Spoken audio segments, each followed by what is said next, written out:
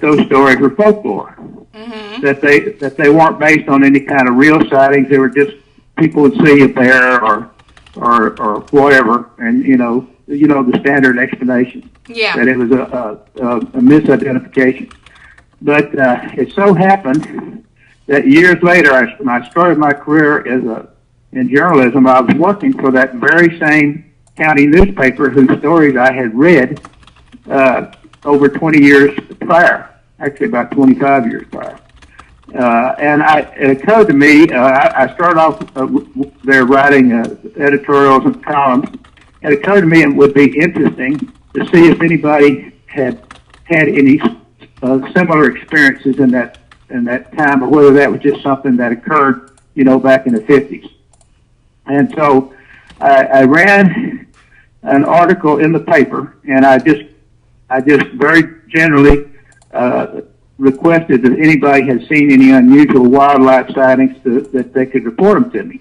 Well, sure enough, I started getting stories about seeing an ape-like creature up to that very time that I was making the inquiry. So not only had the stories not disappeared, but they were still around, and people were having amazing sightings. And that's how I got started in investigating reports of wild primates in East Texas. So, would you say that your field and your work in journalism has helped you within the field of cryptozoology? Well, yes, I think it has, Shannon, because basically I was trained I've got my degrees in literature and philosophy, and I went got into journalism and applied those critical thinking skills to reporting. And I acquired the habit of listening to people without prejudging whether they were crazy or not crazy. Yeah. Or, whether I just listened and made notes of the details. And so yes, absolutely. What that did is it trained me into being a good listener and to without leading people on, let them tell their story. And what happened then is I started seeing patterns and corroborative evidence from the testimony of people who had sightings who were unknown to other people who had sightings, but they reported basically very similar things. So yes, and I think it's important in cryptozoology that we try to establish some reference base. To look for patterns, so that otherwise we may just be dealing with people's subjective hallucinations, right? Yeah, that's true. But if people are reporting similar things, then that gives an air of objectivity to it, which puts it in a whole different ballgame. So let's kind of switch gears a little bit. I'm going to touch on your other couple of books, like Weird Texas and that thing, in just a little bit. But I do want to start kind of switch gears and talk about Bigfoot, Exploring the Myth and Discovering the Truth, which is your newest release, correct? Yes, ma'am. That's what I thought. Just wanted to double check before I said it as a fact and it wasn't true. But can you kind of take a brief moment to talk about how this book came about? And I know that it was co-authored as well, and how you kind of decided how you were going to co-author it and how that system kind of worked for you, gentlemen. Well, that was interesting how that fell out. My sister moved with my brother-in-law to North Carolina. She grew up here where I did. She was still living in Southeast Texas, and she lived up there for several years. And this was in the western North Carolina in the mountains. And she found a book in a gift shop in Black Mountain, North Carolina, called Nature's Secret Agents by my friend and co-author Tom Burnett. She recognized right away the similarities in his research observations and mine, because she had worked with me quite a bit over the years, helping me out, and she read my stuff and was familiar with my theories. And in that book, I had, in my first book, I had talked about what I thought was a connection between mystery primate sightings or Bigfoot sightings, and except we didn't call it Bigfoot in Texas, we call it the wild man.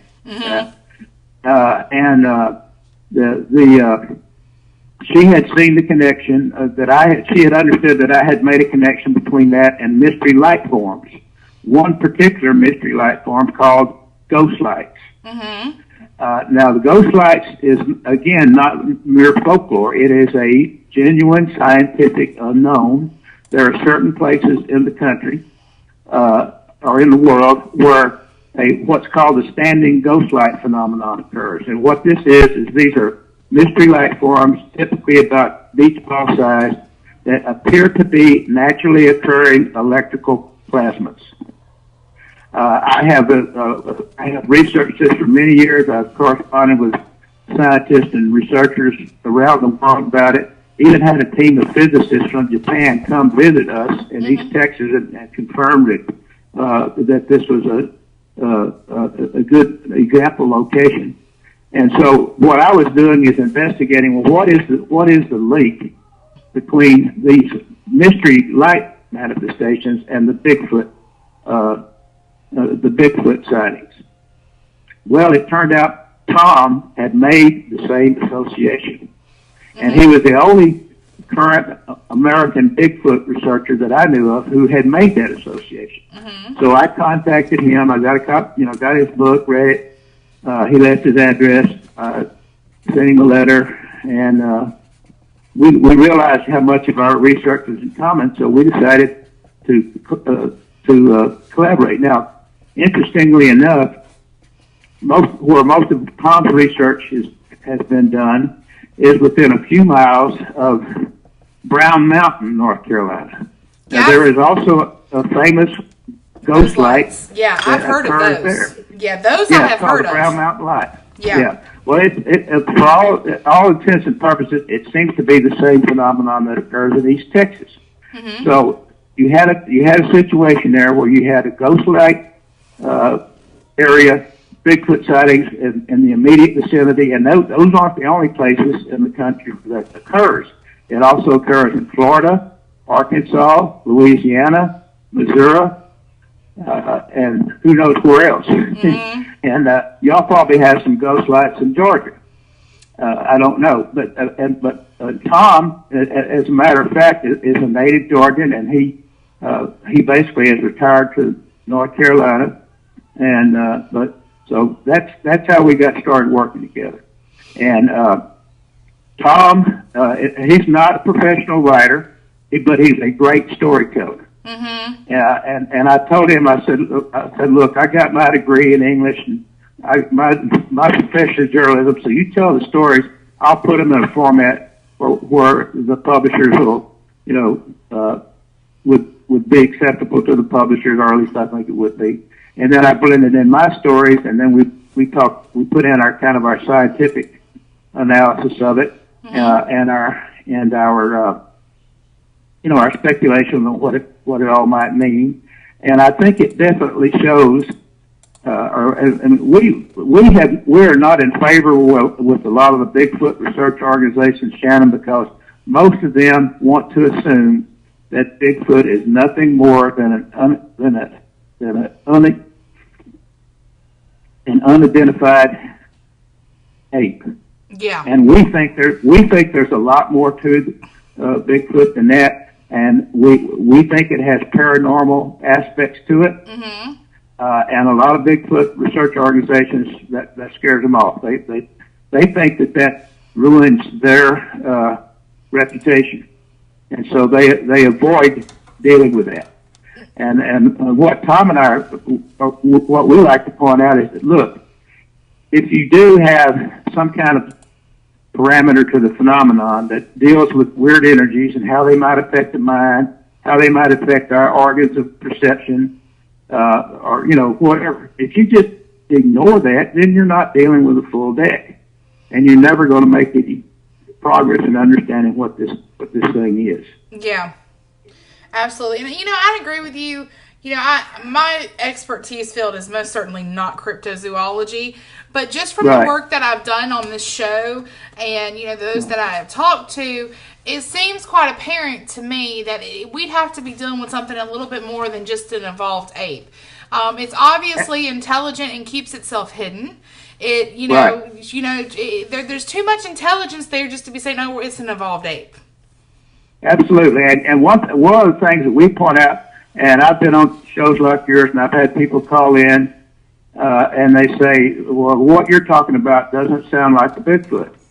And I like to point out that we don't really claim that what we're dealing with is what has solved the Bigfoot enigma or even addressed it, because nobody knows whether the animals that are, assuming that there actually are animals seen in the Pacific Northwest, for example, are similar or the same species as the one that lives in the South, or seen in the South. They could be totally different animals. I like to joke with my West Coast listeners and say, I'm sure that the West Coast Bigfoot are smarter and more liberal and more politically correct than the Southern one.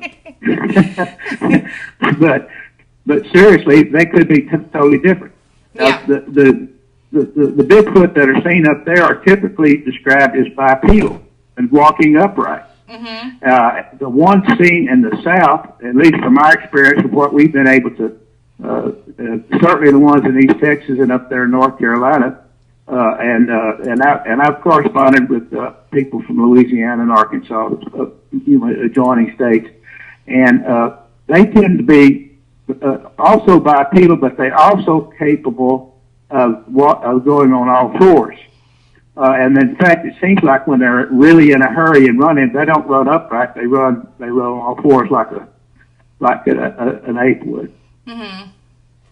So, excuse me. Oh, you can go ahead. Well, I was going to say that when we get into, you were talking about how they're obviously intelligent because they're able to remain hidden. And what we do in our book is that we try to look into how could this be? How could what gives it this ability? And we get into some very down to earth speculations, like for example that it could just be very expert at camouflaging itself, and that nature has provided it for that with long, shaggy hair that works as effectively as a ghillie suit. And in the South, where they're mostly seen and very densely forested, it'd be very easy for them to camouflage themselves. But we think that there's other factors involved, and this involves probably, and this is where it would go over into the paranormal a little bit, is that we think that the Bigfoot show signs of having telepathic ability. Now, this is something, again, that mainstream science in the United States won't touch that with a 10-foot pole. We have very rigid attitudes about things like that, in our scientific academia and so on. But this isn't the case in other parts of the world. And there has been a lot of reputable, distinguished scientific research done, for example, in England and in the former Soviet bloc on animal telepathy, and such as Dr. Rupert Sheldrake of England. And he has done a lot of controlled tests that seem to indicate, for example, that pet owners, especially dog owners, can develop what is essentially a telepathic bond with their dogs. Now, this doesn't mean that the dog is reading their mind or that the dog is reading their thoughts, and it probably is not. It's what's called mind-to-mind contact communication. In other words, instead of having a verbal, it goes beyond body language. Sheldrake and others have postulated that mind-to-mind contact is how most animal communication actually takes place. It's nonverbal, and that it happens in a time frame that cannot be explained by ordinary means.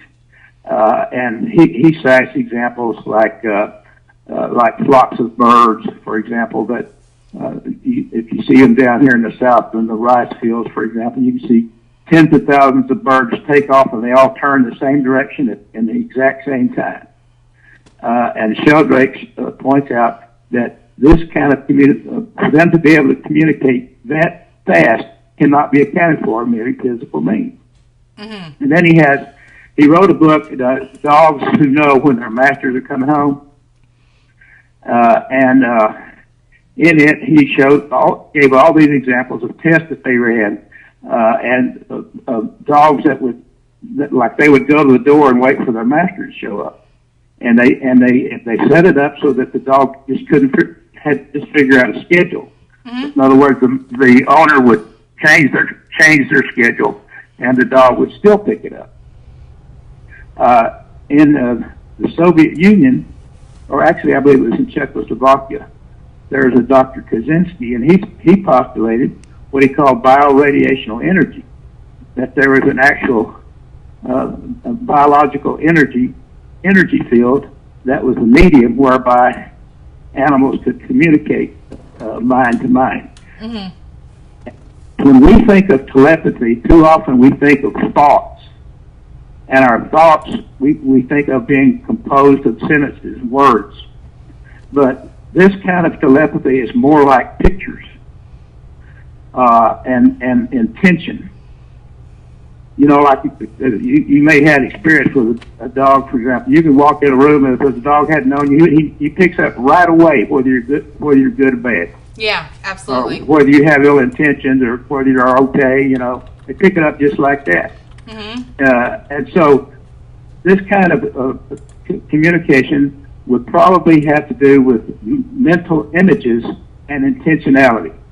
And what we're saying is that there's a lot of these groups that they go out with all kinds of scientific equipment, expeditions looking for Bigfoot, and they may hear something howling, they may, be a footprint or something, but they're never able to track one down or see one. And we think this is partly because the animals can not only use their camouflaging ability, but they can use their telepathic ability, and basically it's like an early warning system. And if you go out, especially with what they might imply as hostile intent, basically with an invade and conquer attitude, they're going to pick it up right away. And they're going to make themselves scarce. Yeah. Well, and I think that's not far-fetched, in my personal opinion. No, it's not. Let's get down to Bigfoot sightings and the volume of Bigfoot sightings. In your research, would you hypothesize that there's a certain area of the country that has a higher volume of Bigfoot sightings? Well, yeah, and this again makes perfect sense.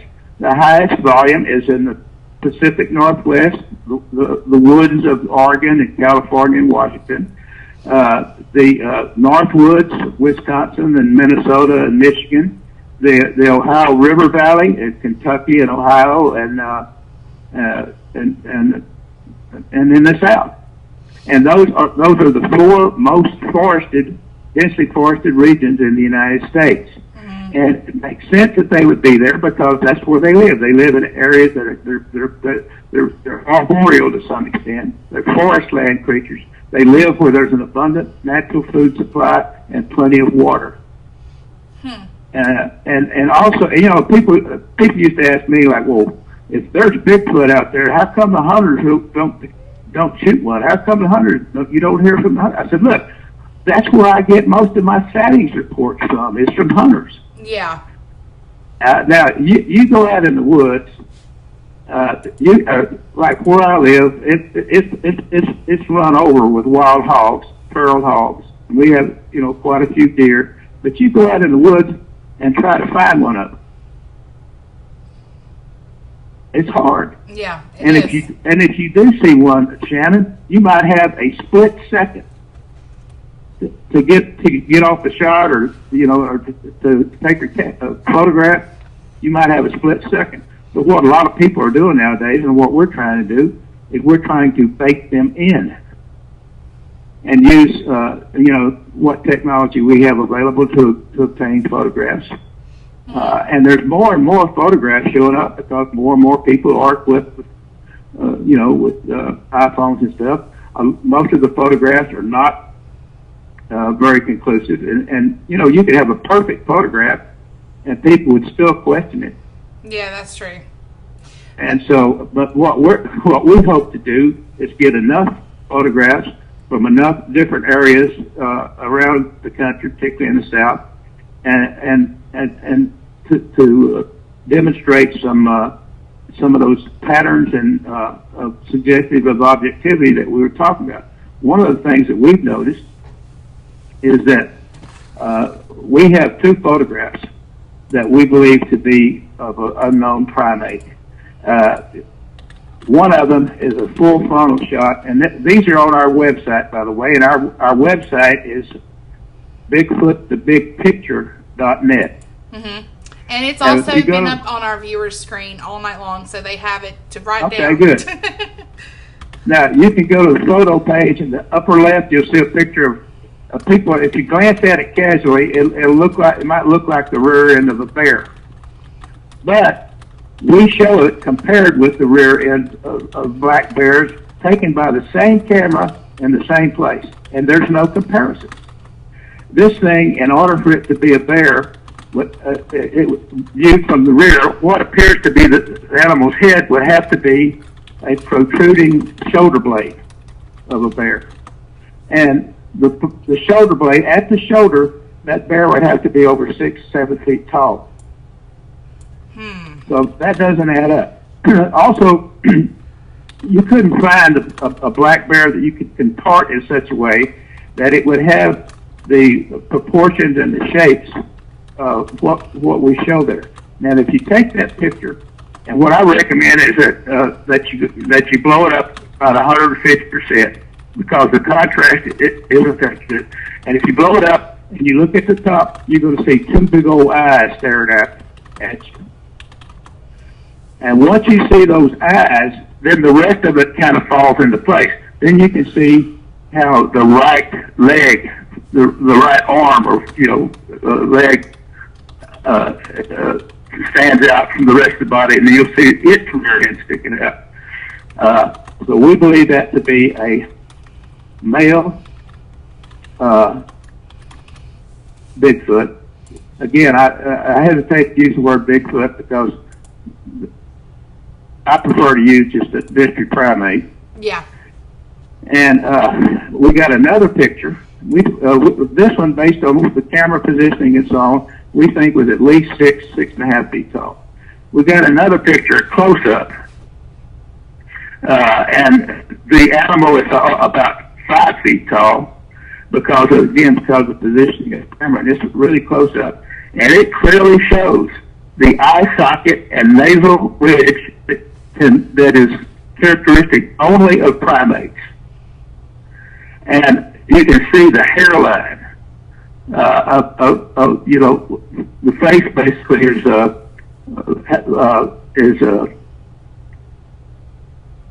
has no hair, and you can see the hairline and the eye sockets and the nasal bridge. And if you could compare that, it looks almost identical to the proportions to a spider monkey. A howler monkey. A howler monkey. Mm-hmm. Which of course is a native South American primate. They're not known to exist in North America, but this animal, one of the things it's known for is howling all the time. A lot of people have heard these southern Bigfoot howling. I myself have experienced that. That was the one experience I had, Shannon, that convinced me that this was absolutely something real and not just people's imagination. Because I heard the thing howling in the dark, probably not more than about 50, 60 feet from me. And it was so loud, it was unbelievable. Mm-hmm. It make your ears ring, it make your chest cavity reverberate. It sounded like, I like to describe it as a cross between an elephant and a freight train, or with a growling type quality to it. Strange undulations, extremely long duration, and no known animal, or no animal known to be native to North America, can produce a sound like that. And since that time, I've had my experience corroborated by two actual Park Service employees who had similar experiences in the Big Thicket Preserve, both of which were reported to their superiors, both of which are commented that we don't have any animals down here that are known to exist that can make that kind of a vocalization. Well, let me just stop. You might have another question at this point. Yeah, well, here I kind of like to play devil's advocate a little bit, Mr. Riggs, and Okay. throw questions out from the skeptic's point of view, because that's the most I hear, as far as questions go all the time, is just skeptical questions. So I want to kind of throw out at you, the question about why, out of as many people that is in this field right now studying cryptozoology and that are actually out there doing field work, why don't we have some kind of solid, concrete DNA evidence, something? Well, now, Shannon, that just depends on who you listen to, because there have been several specimens of hair samples, for example, that have returned as unknown primates. Now the thing is, we don't have anything to compare it with except known primates. But there have been several studies. Dr. Jeff Meldrum's done one, has been involved with one. Dr. Ketchum, from East Texas, supposedly she has collected specimens from several places around the country, and they come back, and most of them are hair samples with follicles on them. But there's been a number that have come back as unknown primate, or like almost human but not quite human, and not almost gorilla or whatever, but not quite. Mm-hmm. So those are intriguing. Another thing is what they call the dermal ridge evidence in the footprints. Now most footprints are kind of sloppy, and you don't have a lot of detail, but there's a few. Again, Dr. Meldrum is involved with one. There's a primate footprint and fingerprint expert down here in Conroe, Texas, outside of Houston, named Jimmy Chilcutt, my acquaintance. He has been involved with several research efforts where they have found footprints, for example, that show the dermal ridges. Now that's the ridges in your hands and your fingers and your feet that make the footprints. Make the fingerprints. Your feet have the same thing, dermal ridges.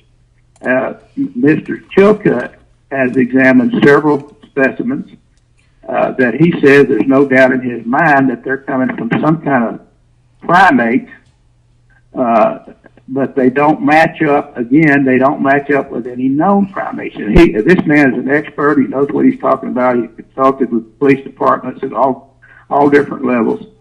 And he basically says, look, people ask me if I believe in Bigfoot, and I say, well, I don't know. If something's making these prints, and they are not fakes. Yeah. So I would cite those. Now, people also ask me, well, why haven't there been any fossils or any, remains of any of them found? Well, again, that depends on who you listen to. There have been several reports, and a lot of this gets suppressed, by the way, by mainstream academia, because it doesn't fit the worldview that we've been handed and brainwashed into believing. Mm-hmm. But there have been graves and skeletons found of giants in North America, and quite a few different places. I couldn't name them off the top of my head; it's not my expertise. But 7, 8, 9 foot tall. They appear to be humans. Well, see, so people think that Bigfoot is like closer to a human than an ape. Mm-hmm. And if you found a skeleton like that, it could have been from a Bigfoot, and you might just assume it was from some kind of a giant human. And it would take a lot of study to determine the difference. And then people ask me, well, why hasn't there been any fossils found? Well, fossils do not form well in forest lands or jungle. This is a known scientific fact, because the remains break down too rapidly to form fossils. And that's also a good reason why you might not come across a Bigfoot corpse in the woods, like was hit by a car or something, or that somebody shot and just ran away from. Because in the woods down here, they're going to decompose very rapidly. You're going to have predators, buzzards and so on, and coyotes and they will dissipate. The remains could be scattered. Plus, the animals might be smart enough to bury their dead. So we don't know. There's a lot of factors involved here. But to say that there is no hard physical evidence for Bigfoot is just not accurate. There is a lot of physical evidence, but maybe just not publicized. Not publicized because people don't. To be honest with you, Shannon, people don't make a lot of inquiry into this. They just kind of say that, well, either I got to believe or not believe. Mm-hmm. You know what I'm saying? They don't, and I'm sure you've noticed that from your research. People say, well, I don't believe in ghosts. Yeah. Well, you know what I'm saying? That's true. And you know what? I tell them, I say, you don't have to believe, and you can laugh at, whatever you want. But when you need my help, I'll be there. Well, that's what I'm talking about. See, that's what I'm talking about, Shannon. People say, well, they think it's just a matter of faith, like believing in Jesus or something. Like, well, I don't believe in Bigfoot. Yeah. And assume that there's no evidence one way or the other. No, there's a lot of evidence that they exist, but you got to be willing to look at it and have an open mind about it. Yeah, and I mean that's completely understandable and completely true. I'd agree with that 100%. Well, see, Shannon, that's why, like I said, I fell out of favor with a lot of Bigfoot groups because I would bring up these questions like, well, the same questions.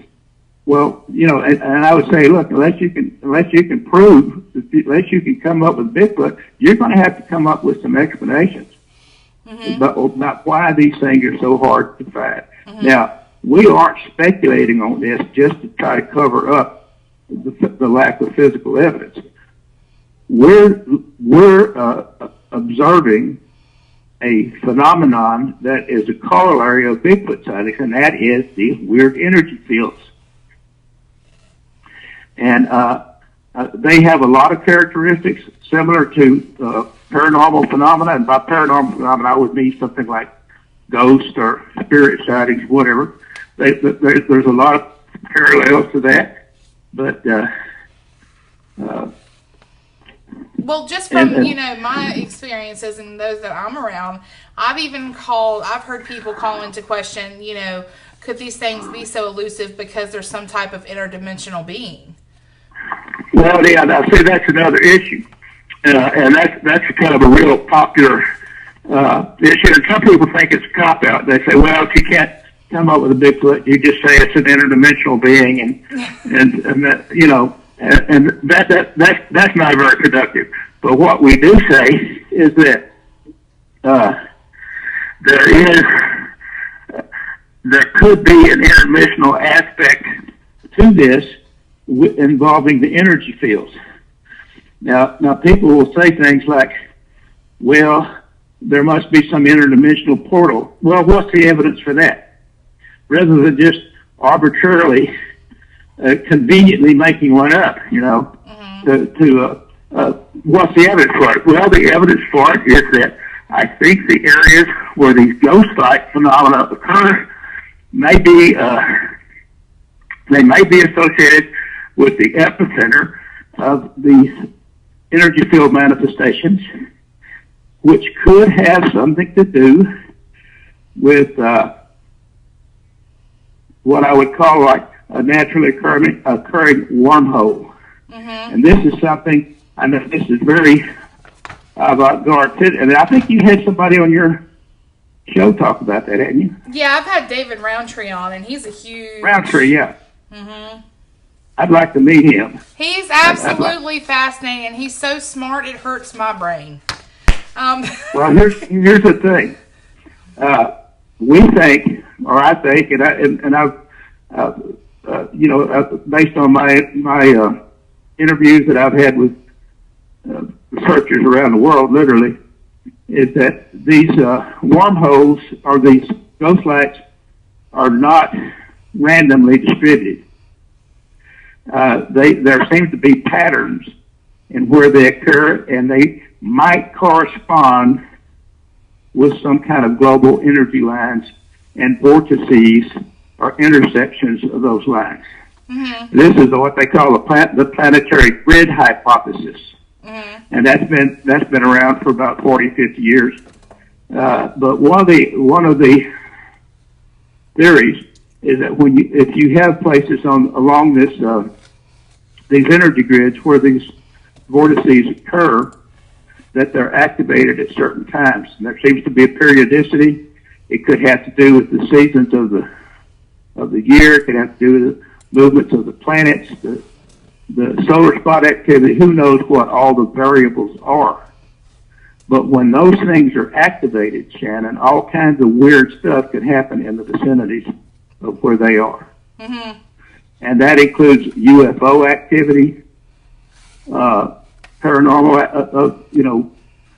I personally think that the Bigfoot may be attracted to the areas of the ghost light sightings the same reason that UFOs frequently concentrate in the same areas. It's because there's some kind of energy shift going on there. Mm-hmm. Scientists have long speculated that there are parallel worlds that are basically like a frequency off of ours, just like a frequency on a radio. Mm-hmm. And that if you could change your frequency, you could literally have a whole different, reality mm-hmm. that may or may not be visible interchangeably from one to the other. So I think that's one possibility, and I think that the fact that the Bigfoot are frequently seen in the same areas where the ghost lights occur is maybe some kind of evidence for interdimensionality. Well, what that is exactly is people talk about that kind of matter of factly, almost as if we understood what that is. Yeah. But that's a mystery. Yeah, it is. It absolutely is. And but I don't think it's that far fetched though to reach that base. I mean, if you look at spirit activity and ghosts or ghosts, quote unquote, and things of that nature, we are interacting with something we cannot see. Us not being able, and I'm talking about doors opening and closing right in front of you, objects flying in front of you. I mean, undisputable evidence of something that is there that which you cannot normally see with your bare eye. So if we're talking about that, then we're obviously talking about something that's existing on a different plane from which we know as our existence. So why would it be any further of a fetch to go that far for, anything in cryptozoology or even within UFOlogy?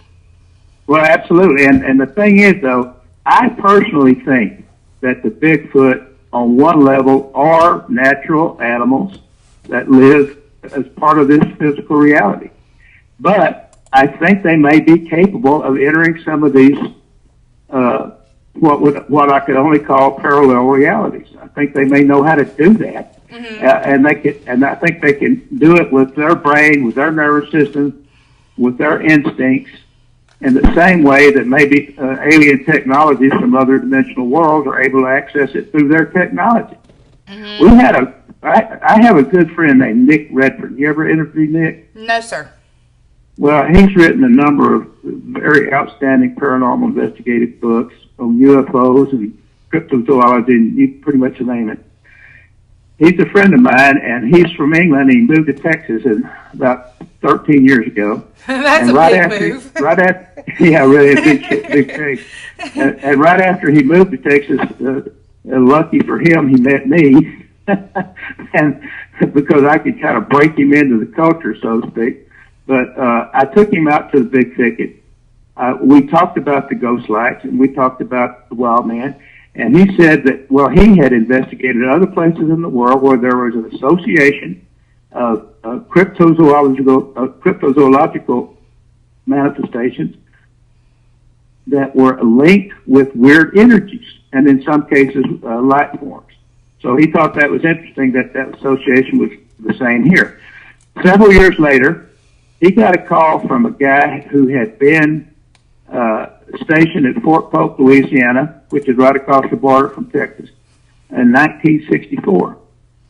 And he got deployed with a detachment that went out, 4 guys at the back of a truck, and they went to the big thicket, which from Fort Polk would only be 150 miles or so, and they were sent to escort a hazmat team, 2 guys, and supposedly there had been a crashed UFO landing in that area, in the big thicket. What he saw with his own eyes is, he said, the hazmat guys came out with a box about 5 feet on the side, the cubicle box. They loaded it into the truck, and another truck showed up from Fort Hood, Texas, and they took it to Fort Hood. And they were told not to mention it to anybody. Well, he goes back to Fort Polk, and a friend of his, who had friends in Fort Hood, told them that what had happened is that they theorized that an alien culture had sent a probe, and in this case, it was a sphere about basketball size or beach ball size. It looked like it was some kind of metal, but it had a kind of a marbling effect that was moved around. It's like it was a plasma contained within some kind of container. Mm-hmm. And they said that this was in 1964, and that in 1958 and 59, similar devices had been recovered in Arizona and one other state, I forget. The government was concerned that these were sent by alien cultures to introduce viruses into the earth for the purposes of eliminating human beings. That's why they were wearing hazmat suits. Now, Nick, of course, he had heard my story, so he went with the guy to where he said the thing crash landed. It crash landed within a quarter mile of the place where the ghost lights are seen in the big thicket. Mm-hmm. So there's your vortex connection. The speculation was that there, at certain times, there would be a naturally occurring wormhole that would be open in these locations, and these foreign technologies, alien technologies, could send probes through them. Okay? Now, what made me believe that story, Shannon, is that in 1964, I was a senior in high school. Mm-hmm. I personally had 4 different UFO sightings of various descriptions, 3 of which were multiple witness sightings that I was involved with, and then subsequently over the years, I interviewed 4 different other people who had UFO sightings, ranging from saucers in the sky to landed craft with visible portholes and the whole works. And they all contained, they were all those sightings happened within about a 6-month period from 1963 to 1964, during the identical time frame that alleged UFO crash landing occurred. Mm. So that indicated to me that there could have been a dimensional shift going on there at that time, and that's why there was so much activity. Yeah, absolutely. So I agree with you. I think there's something going on with that, and it could be the same with why particular places are more haunted than others. It may have to do with the overall magnetic conditions, so to speak, of the place. Yeah, absolutely. So now, I don't know what I'm talking about there. I'm just speculating. No, I mean, I would agree with that absolutely. I mean, you have certain locations that you look at that are so haunted that you scratch your head and go, what conditions is so different about, I'm going to use Old South Pittsburgh Hospital in Tennessee. Right. What conditions about this one place on the side of a mountain in Tennessee, South Pittsburgh, Tennessee, hillbilly nowhere town, Tennessee, what is so special about this one little place that it's more haunted than, battlefields and places where tons of people have died, and you're talking about one little country hospital? What's different about that area, and this may have something to do with why ghost lights cluster in the same area in areas too. Yeah. That's So true. this is what I'd be real interested in what Mr. Roundtree, what light he could shed on that. But what I know is this: I have spent over 35 years comping through the woods down here because I became convinced that there was some place in the woods that was a focal point of energetic conditions that manifested in those ghost lights.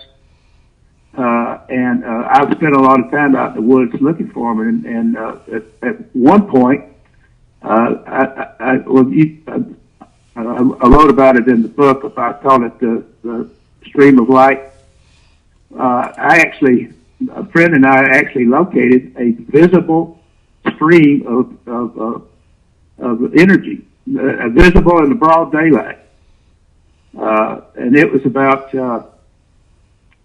30 foot wide and about 30 foot high. And there seemed to be a flow to the energy on it in a direction, just like a stream. Okay, we think that it might have been an arm, a radius of the spiral, and we think that the epicenters of these vortices may be a spiral formation. They have a spiral shape to them. And so this takes time. It takes a lot of personal resources. It takes just getting out in the woods. Yeah. To find this stuff, you know. So when I'm out looking, if I'm out, I've given up on trying to track down a Bigfoot. Mm-hmm. What I do when I go out in the woods is I just keep my eyes open, and I try to be receptive and non hostile or non threatening. And so, but when I'm going out doing that kind of research, I've also got my eyes open for any kind of unusual magnetic or light form phenomena that I might observe. And I've seen a lot of different stuff like that down here too. Yeah. A lot of different manifestations. So it's all a mystery. And what I like to tell people is that, look, I'm basically a newspaper man, and I wrote this book from the standpoint of being a reporter, but not just reporting on other people's experiences, reporting on my own, because I have taken the initiative to try to investigate it rather than just talking to other people about it. Mm-hmm. And of course, I'm getting older now. It's getting harder and harder for me to do that, but I'm still after it. And there's absolutely nothing wrong with that. Well, I know that we're kind of running a little bit, low on time, and I have like 2 more questions. But I do want to touch on, what is your personal, I know all this would be hypothesized at this point, but what is your personal belief of the evolution of these creatures? Do you think that they're from, they're more humanoid? I mean, what's your professional hypothesis? Well, my professional hypothesis, such as it is, based on eyewitness reports, based on my experience of how these things exhibit a lot of behavior patterns that are typical of apes. In particular, not even apes, but the monkeys. There's a species, like we said, there's several subspecies, tropical monkeys called howler monkeys. Mm-hmm. And these things they only get to be about 3.5 feet tall, the males, the max size, but they make an incredible noise, volume of noise. Mm-hmm. These things, the closest that I've heard to what I experienced, this would be like a howler monkey, a mutant giant howler monkey on steroids. Yeah. And morphologically, at least from the head structure and the eye sockets and everything, this thing looks more like a howler monkey than it does a gorilla or certainly a human being. But so I personally think it is an undiscovered relative of the howler monkey. Mm-hmm. And that in itself would be weird enough. If we could show that there was a giant howler monkey native to North America that had been never been proven in science. That would be amazing in itself. But then the question arises, like you posed, well, why are they so elusive? Mm-hmm. And that's where we get into these things that we're talking about, the telepathy, the energy fields, and so on. But now, the Native Americans have known about these things for thousands of years. And I have been contacted by Cherokees and Choctaws and Quackioodles and different tribes from around the country since my first book.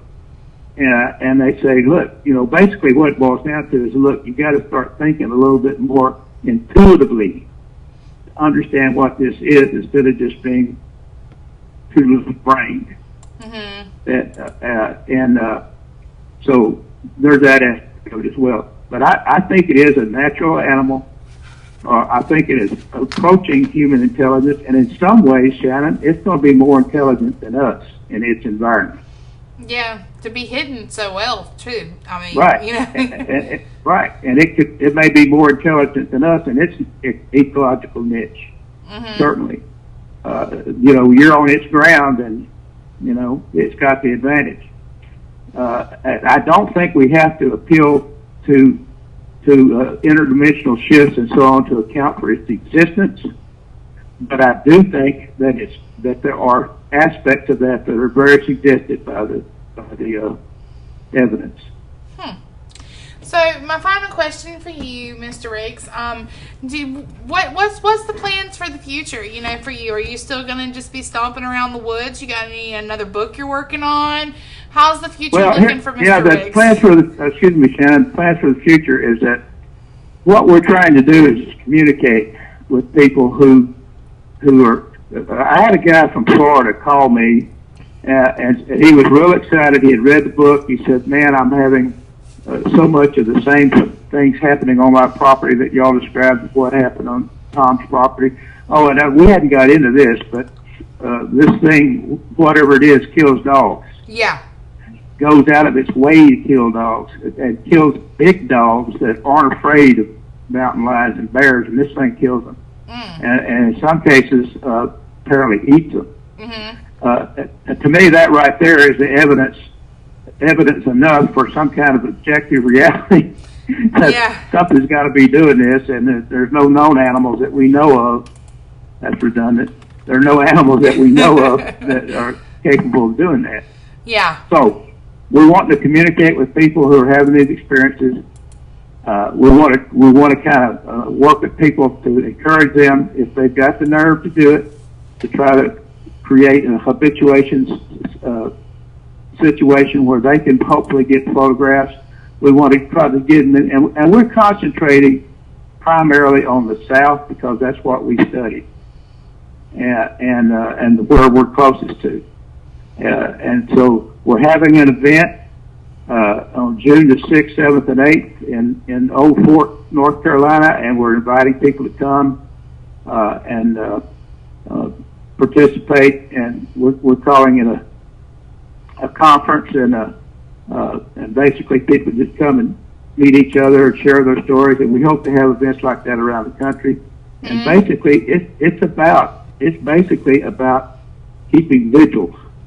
Yep. And that's something people don't want to hear either, because 99% of the time when I go out in the woods, nothing happens. That's true.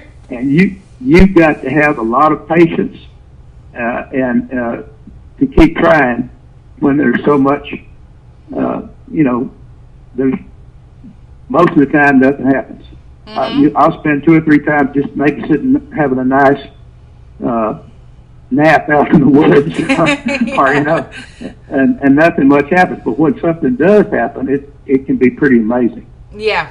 Most people, Shannon, frankly, don't have the patience to do that. Let's face it, or the time to do it. Yeah. That's true. And a lot of the thing is the patience. I tend to forget, because I'm kind of in that same boat that you are, different area of the paranormal field, but still part of the umbrella. But I'm right. Kind of in that same, thing where you got to sit and you got to be patient. And I kind of forget that people don't always have the patience that I have. And so exactly, and you have the patience because you have enough experience that you know that something's there. Yeah, exactly. You're not coming at it from a skeptical standpoint. You're coming at it from an investigative standpoint. Yeah, exactly. And that's a big difference. So that gives you your resolve and your patience. Yeah. If people ask me, I had a TV station from Houston interview me last week, and they said, "Well, how come you keep doing this for 30 years if you ain't found a Bigfoot yet?" I said, because I've had enough experience to know that there's something out there that's doing something, and also I tend to believe people when I'm getting reputable stories. Yep. And some of the stories are amazing. And Shannon, most of the stories are coming from people who just they weren't looking for anything weird. It just popped up. And it found them. Now listen to this. It's a little bit off the subject, but I had a high school reunion last week, and a guy that I hadn't seen in 50 years told me, he said, "You're not going to believe this," but he says, in 1964, somewhere in there, same time frame, he was out squirrel hunting in the woods in the big thicket, and he found a tree where he thought was full of squirrels, and it turns out he gets to go to shoot them, and it's a bunch of spider monkeys. What? Yes. In Texas. And I told him, I said, "Well, let me tell you why I believe you, other than the fact that I've known you and I know you wouldn't lie. This guy was a Vietnam veteran, Air Force officer, fighter pilot. Mm-hmm. This is a down-to-earth guy." I said, "Let me tell you why I believe you. In that same time frame, some guys shot a spider monkey not too far from here in the next county, and they knew nobody would believe them.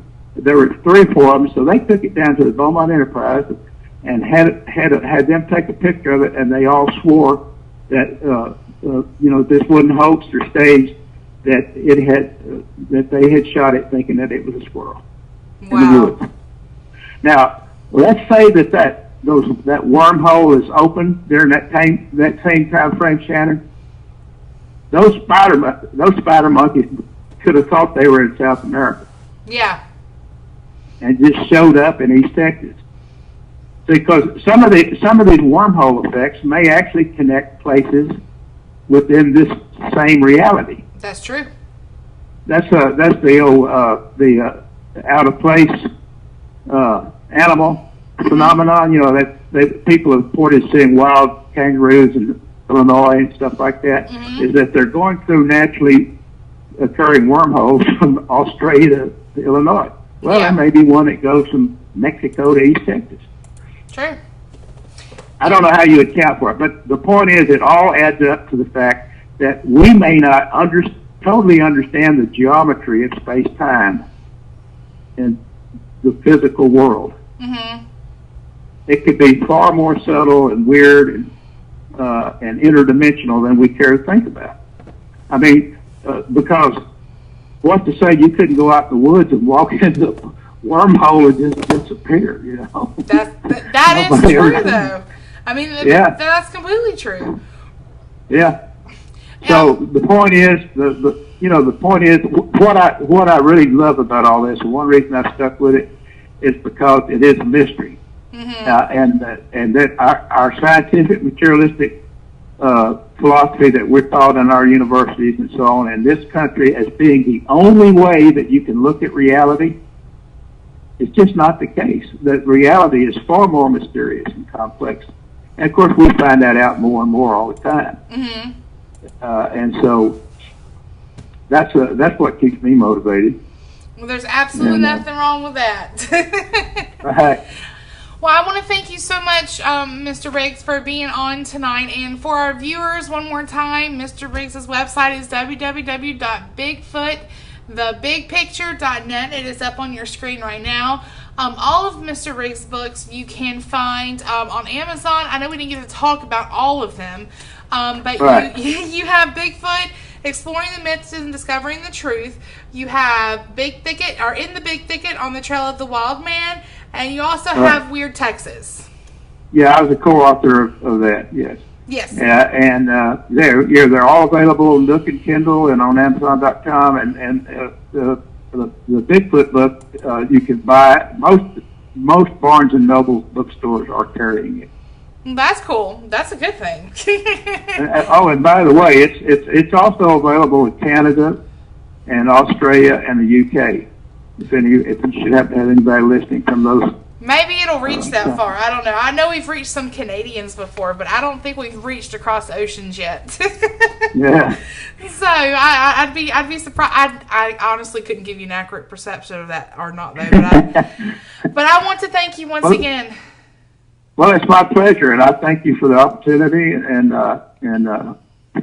hope your listeners have enjoyed it. It to me, it's just fascinating, and it's easy for me to keep motivated. Yeah, but that's how it should be. It should be something that you're passionate about and that you can constantly keep motivated and wanting to do. If it's not like that, then you're doing the wrong thing. Right, and people say, "Oh, you're just in it for the money." I said, "Well, I've lost a lot of money doing it." You don't get a lot of money doing this stuff. I mean, there's like a few people who do, but they're very rare, few and far between. It's not like... Right, I'm at a definite negative cash flow at this point in my life. So. Yeah, it's usually about the passion, the dedication, the search for the truth. Like I said, I mean, yes, there's a few people who are in mainstream media that do capitalize very profitably off of this, but a majority do not. No, and there aren't that many people who make a living as full-time writers or investigative reporters. Very few. No. Well, thank you so much, Shannon. It's been my pleasure. Thank you, Mr. Riggs. And for all of our viewers, one more time, next week I'll have Kevin Randall on. He'll be talking about the government UFOs files, the conspiracy of cover-up. And you can tune in next week right here, same time, same place. Don't miss us. And once again, thank you to Mr. Riggs for being on. His website, once again, is www.bigfootthebigpicture.net. Thank you, everyone, for tuning in, and I'll see you right back here next week. Same time, same place, and don't miss it.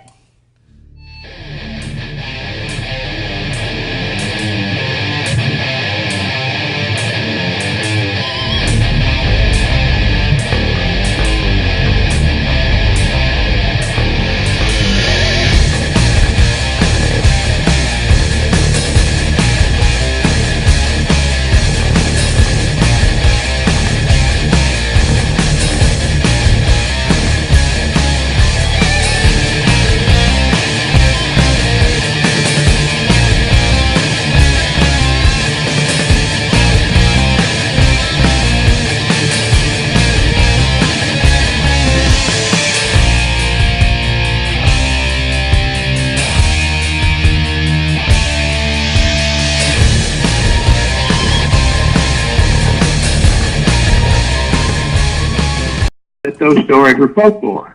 Mm-hmm. That they weren't based on any kind of real sightings. They were just people would see a bear or whatever, and the standard explanation. Yeah. That it was a misidentification.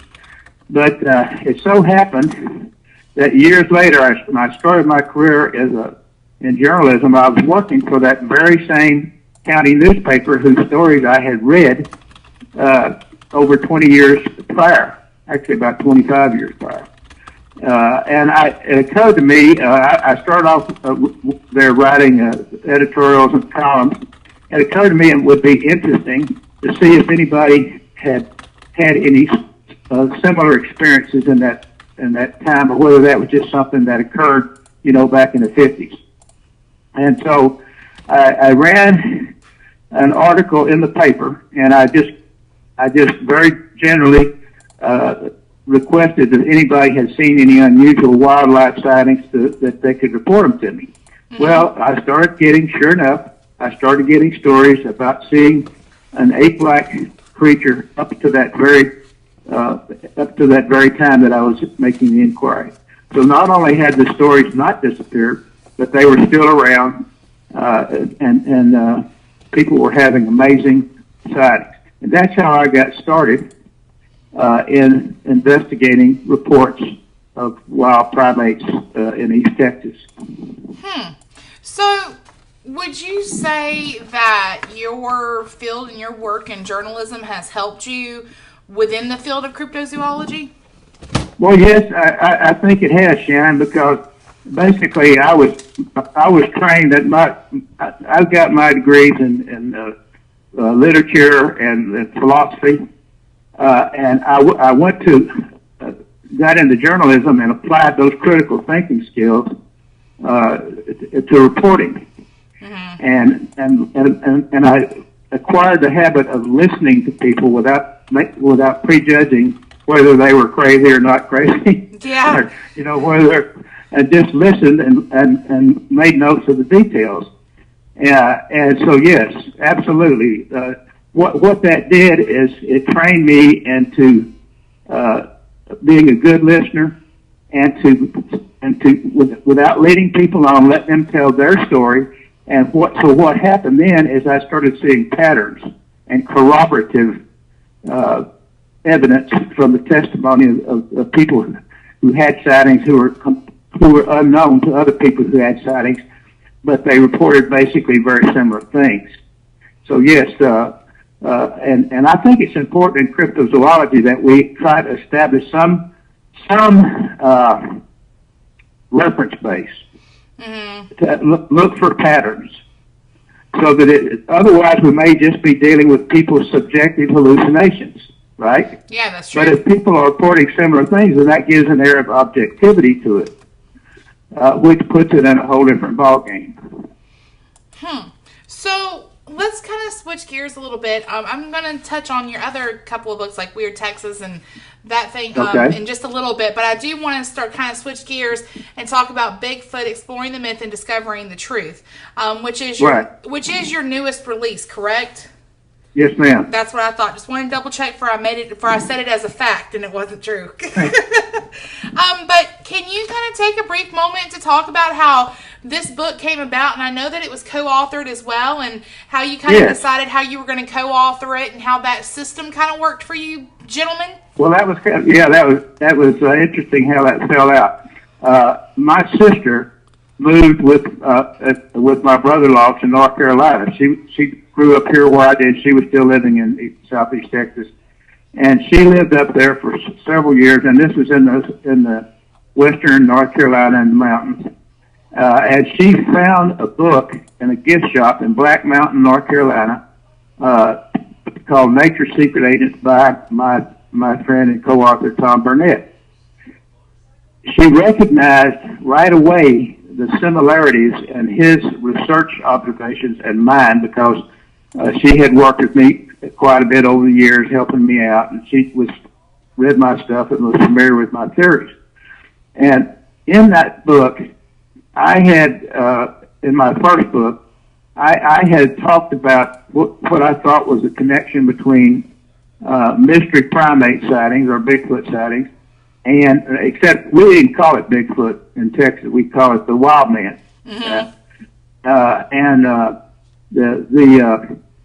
She had seen the connection she had understood that I had made a connection between also a famous ghost light. Yeah, I've heard of those. There. Yeah, those I have heard of. Brown Mountain Light. Yeah. Well, for all intents and purposes, it seems to be the same phenomenon that occurs in East Texas. So you had a situation there where you had a ghost light area, Bigfoot sightings in the immediate vicinity, and those aren't the only places in the country that occurs. It also occurs in Florida, Arkansas, Louisiana, Missouri, and who knows where else. And y'all probably have some ghost lights in Georgia. I don't know, but Tom, as a matter of fact, is a native Georgian, and he basically is retired to North Carolina, and so that's how we got started working together. And Tom, he's not a professional writer, but he's a great storyteller. Yeah, and I told him, I said, look, I got my degree in English, and my profession is journalism. So you tell the stories, I'll put them in a format where the publishers will, would be acceptable to the publishers, or at least I think it would be. And then I blended in my stories, and then we put in our scientific analysis of it, and our speculation on what it all might mean. And I think it definitely shows and we're not in favor with a lot of the Bigfoot research organizations, Shannon, because most of them want to assume that Bigfoot is nothing but and mystery light forms. One particular mystery light form called ghost lights. Mm-hmm. Now, the ghost lights is, again, not mere folklore. It is a genuine scientific unknown. There are certain places in the country or in the world where what's called a standing ghost light phenomenon occurs. And what this is these are mystery light forms, typically about beach ball size, that appear to be naturally occurring electrical plasmas. I have researched this for many years. I've corresponded with scientists and researchers around the world about it. Even had a team of physicists from Japan come visit us in East Texas and confirmed that this was a good example location. And so what I was doing is investigating, well, what is the link between these mystery light manifestations and the Bigfoot sightings? Well, it turned out Tom had made the same association. And he was the only current American Bigfoot researcher that I knew of who had made that association. Mm-hmm. So I contacted him. I got a copy, got his book, read it.